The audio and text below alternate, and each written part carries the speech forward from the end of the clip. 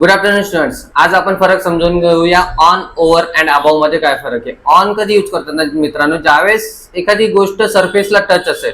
For example he pencil आहे आणि टेबलवर आहे. Okay, so pencil is on the table. Notebook आहे टेबलवर आहे, so notebook is on the table. So एखादी गोष्ट सरफेसला टच असेल ना मित्रांनो, त्यावेळेस ऑन यूज करायचा.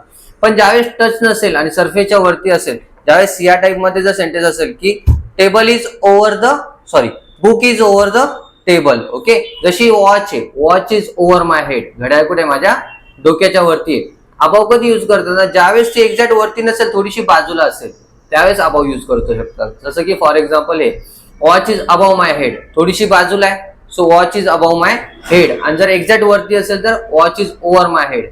ओव्हरचा अजून सेकंड एक यूज होतो मित्रांनो, ज्यावेळेस एखादी गोष्ट दुसऱ्या गोष्टीच्या वरतून मूव्ह करत असेल ना, त्यावेळेस पण तुम्ही ओव्हर यूज करू शकता. For example birds are flying over the tree, पक्षी काय करतात, झाडावरती उडतायत. Airplane is going over the building, airplane काय करते, बिल्डिंगच्या वरतून जात आहे.